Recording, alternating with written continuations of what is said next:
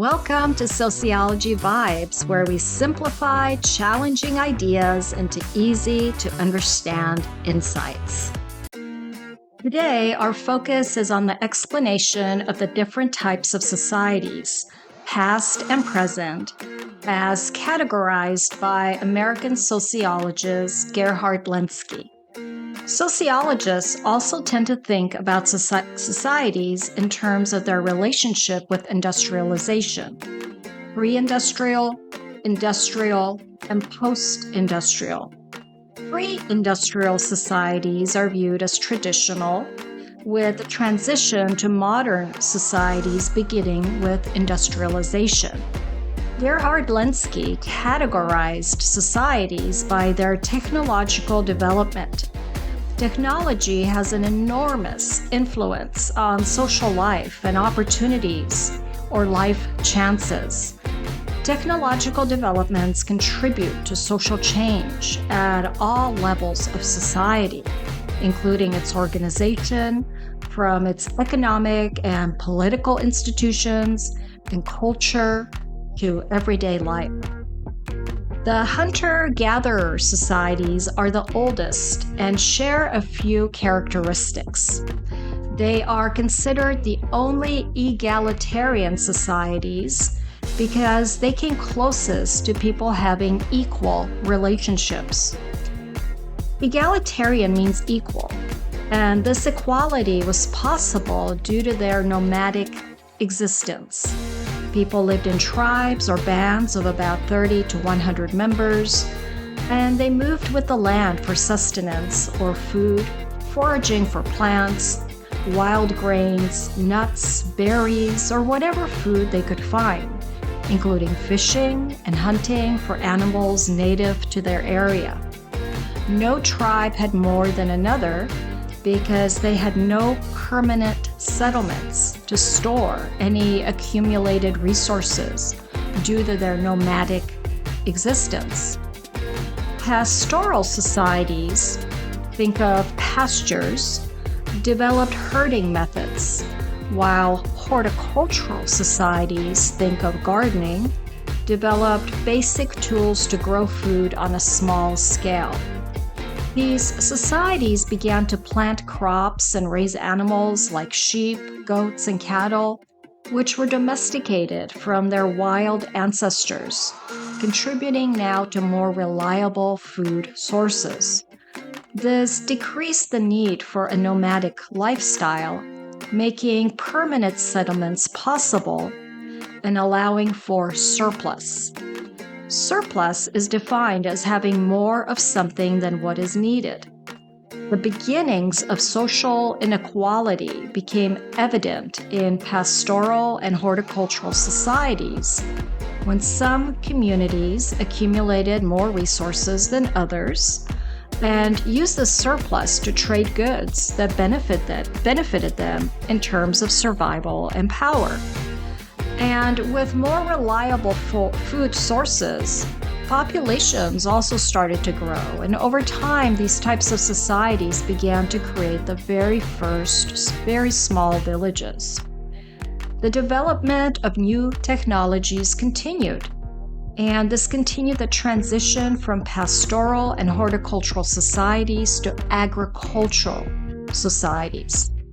Agricultural societies developed technologies and tools that made farming on a very large scale possible, including the domestication of certain animals for labor and not just for food. Easier access to food allowed communities to support larger populations, and now not everyone had to be involved in food production. This allowed people to develop specialized skills, and villages grew into towns and cities, including brand new social hierarchies. Land in agricultural societies became a valuable resource. It led to the emergence of wealthy aristocratic classes who became powerful rulers and maintained their power by acquiring more land and natural resources. They built empires and enslaved their inhabitants or peasants to care for the land and their kingdoms. Inequality on a large scale now became a way of life. The dawn of civilization is attributed to agricultural societies as people developed written language and had more time for leisure, arts, and reflection. Life revolved around the family, including small, rural, and emerging urban communities, since long-distance travels was still difficult for the masses, and efficient long-distance communication, these types of technologies were still non-existent. And there was a strong sense of community in these early societies, including agricultural societies, and this shifted as traditional societies transitioned to modern societies due to, once again, new emerging technologies. Industrial societies are characterized by the invention of machines used for labor and the conversion of natural resources used to fuel them. The transition to industrialization began in Europe and the new country of the United States of America. Industrialization brought social change on a massive scale, including the rise of capitalism, urbanization, and democracies. The privatization of land changed economic and social relationships as landlords became landowners and peasants became tenants who were evicted from their homes as capitalists sought to profit from their properties. Peasants were forced from rural farmlands to cities, where they were employed as wage earners in factories and other industrial economic endeavors. The focus was now on manufacturing and mass production. For the first time, people began spending more time with strangers than with their own families.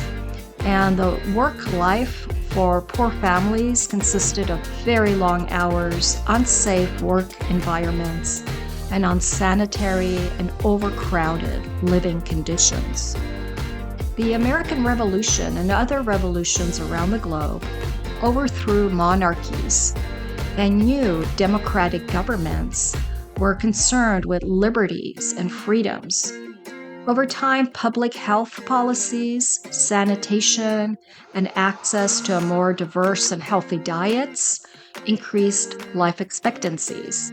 And eventually, laws limiting the abusive nature of capitalism and the creation of government social welfare programs led to a new class of people referred to as the middle class. However, great wealth and power remained concentrated among a very small elite group.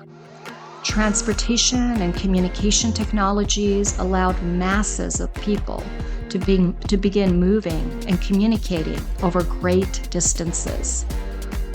In contemporary post-industrial societies, such as the United States, the invention of the microchip led to rapidly developing digital technologies, including the computer and the internet.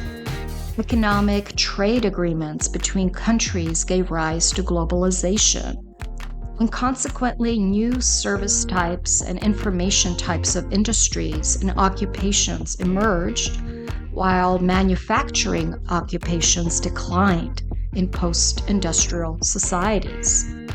Global inequalities exist between high-income, middle-income, and low-income countries. For example, in the United States, healthcare, finance, education, IT or information technologies, and the government are some of the largest employers. And most of these consist of non-manufacturing and non-agricultural employment. Information resembles a similar value to physical products and is hyper-focused on technology and providing services. And this pushes people to value education and lifelong learning, since technology nowadays moves very quickly.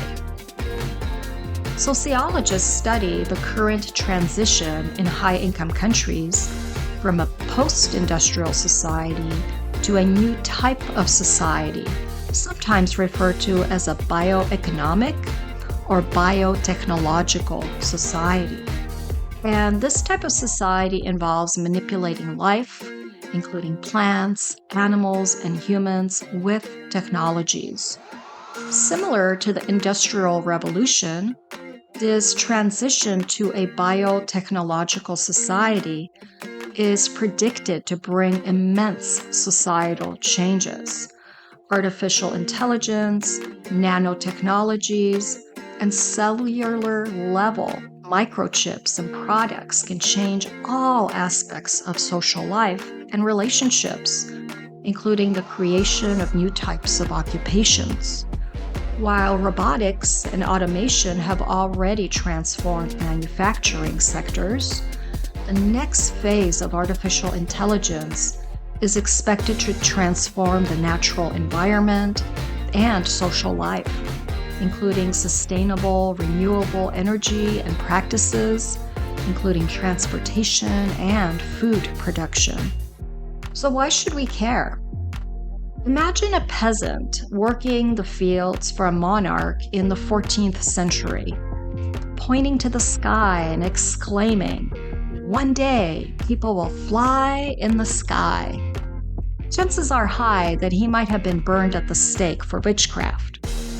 Fast forward to today, what wild predictions come to mind?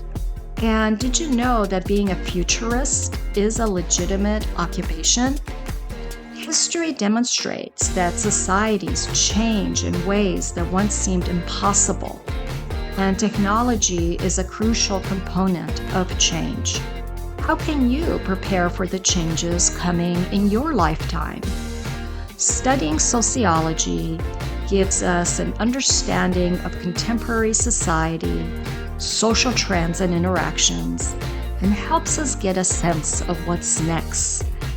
And this makes sociology fascinating, don't you think?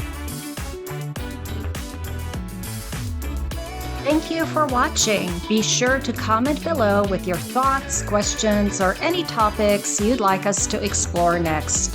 Let's keep the conversation going and our community growing. See you in the next Sociology Vibes video.